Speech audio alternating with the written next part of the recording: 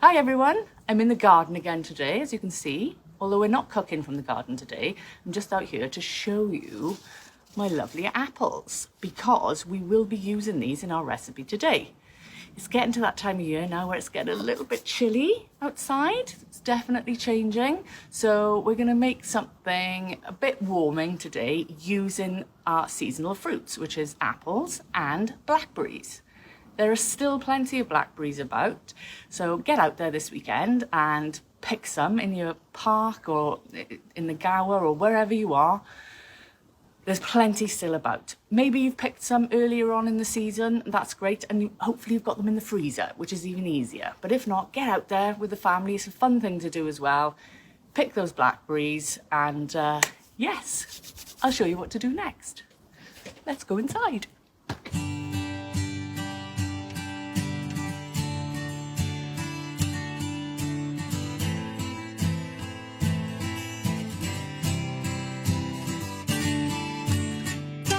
Okay, so these are the ingredients we need. The recipe does call for 2 cooking apples, but we're not using cooking apples and you don't have to use cooking apples. But if you do, you need 2 and they're quite big. So mine are a lot smaller from the tree. So I'm probably gonna need about 4 or 5 of those.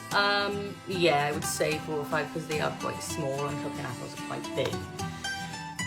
We need 150 grams of blackberries. Here's some I picked, you see. And we need 50 grams of golden caster sugar. If you haven't got golden caster sugar, don't worry about it. Just use caster sugar. An egg, a tablespoon of corn flour, a teaspoon of cinnamon, a tablespoon of honey, and some pastry. Now I've gone for the cheats way again, and we've got some ready rolled short crust pastry. We'll need 2 sheets of those. It is the easiest way, really. And as for your kit, you're gonna need a pastry cutter, 10 centimeters. Yes, or if you haven't got a pastry cutter, you could use something that's quite big, maybe the top of a pint glass or something like that. But yeah, quite a large one you need for this. A saucepan, small saucepan, a flattish bowl, and another little bowl, which I'll just use that one, and some greaseproof paper, and like a baking tray. Okay, I think that's it. No doubt I'll forget something, and yeah. Let's start. Okay, the first thing we need to do is to peel and chop up the apples.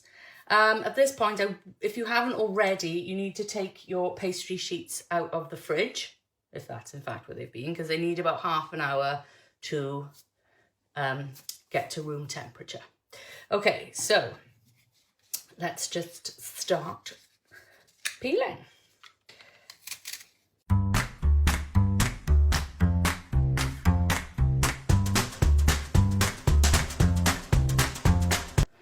Okay, they're all peeled. Now it's time for the chop. Chop as close to the core as you can, unless of course you've got a corer for this job. I'm not very good at doing that. I mean, officially I could do it with that, but I prefer to cut them. Yeah, as close as you can to the core.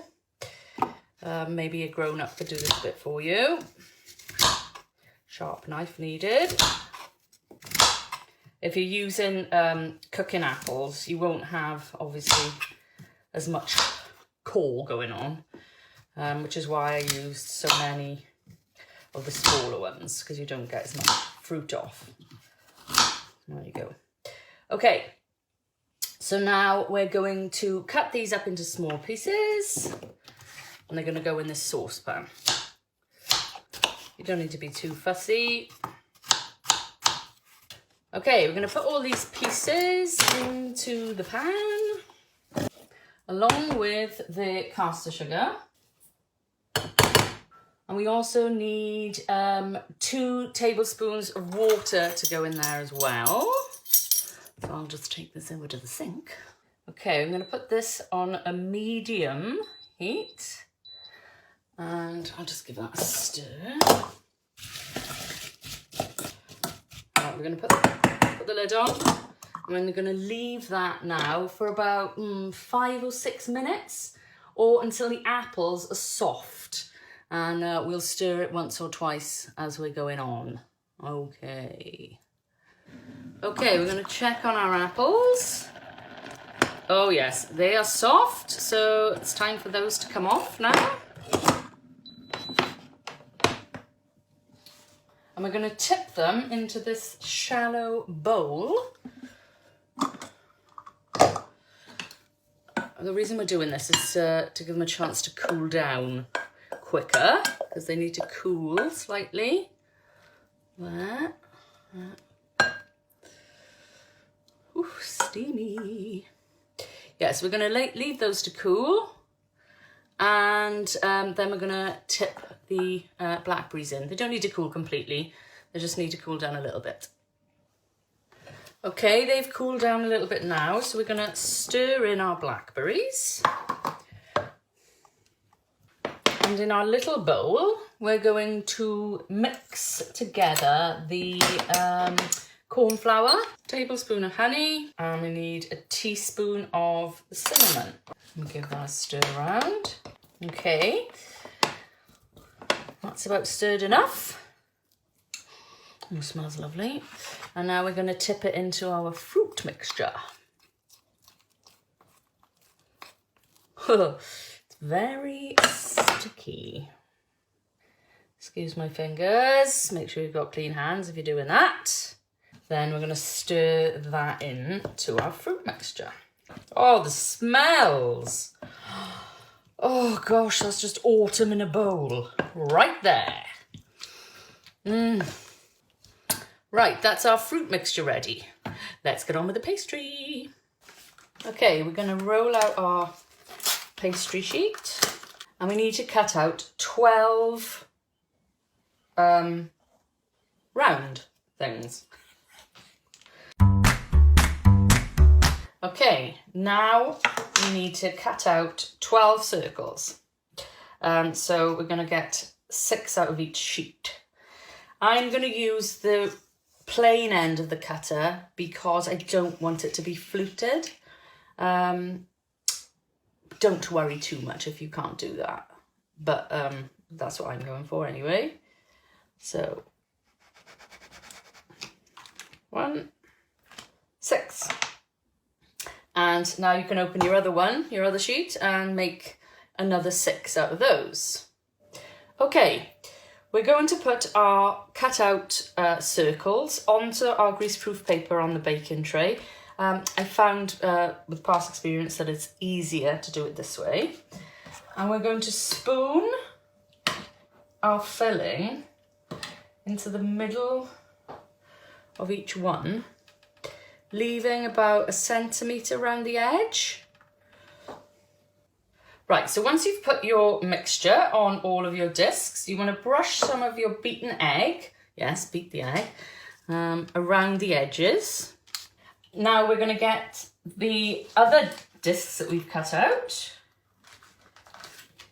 and we're going to put them over the top. Right, so just push that down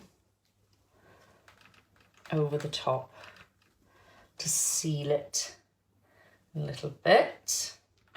Okay, so now what we're going to do is we're going to make a little dent in the top and the bottom to make it look like an apple shape. So maybe use the bottom of a fork.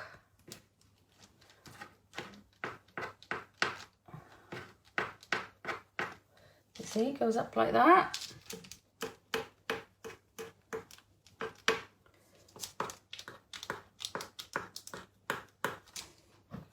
Okay, now we're going to use the other end of the fork, and we're going to seal it properly so that we know that they're stuck together.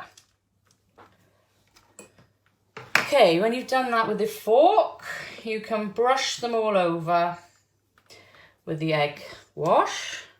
Okay, so when you've brushed your egg over your little pies, we're going to put these aside for a second because we haven't You haven't quite finished. And with the cut-offs of the pastry that we use, we're going to make little shapes, little leaves and stalks to put on our little pies to make them look like proper apples.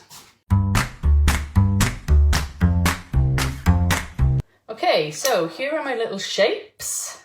So I'm just going to stick these on with some more of the egg wash. Well, it's quite fiddly.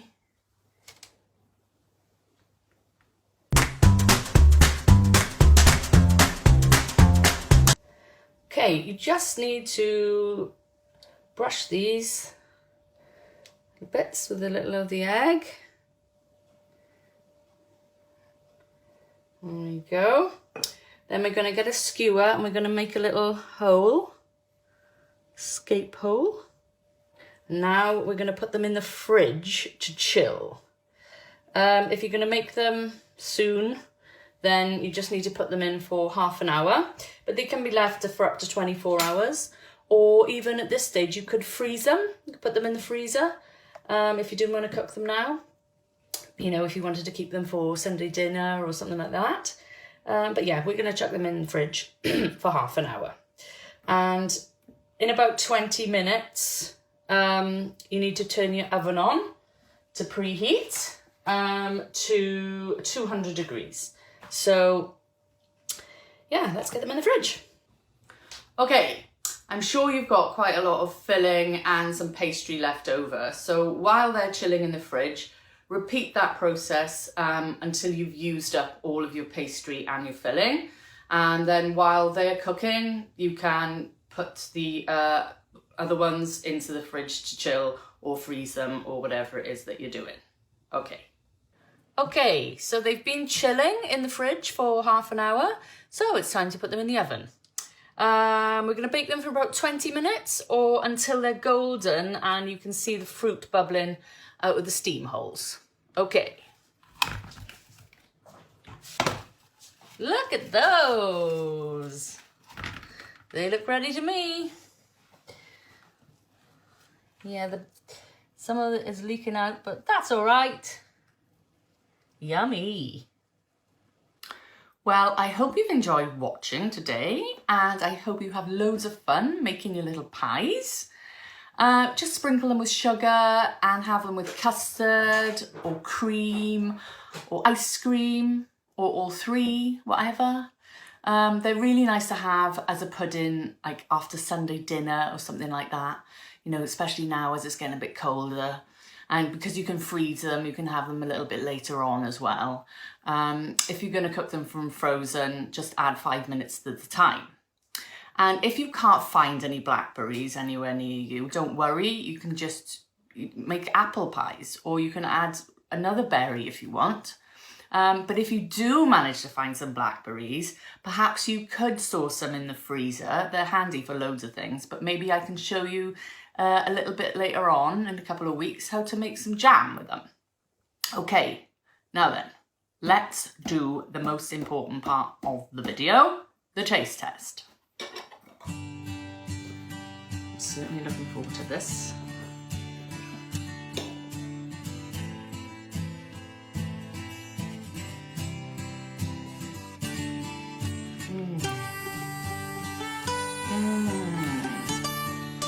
So more to me.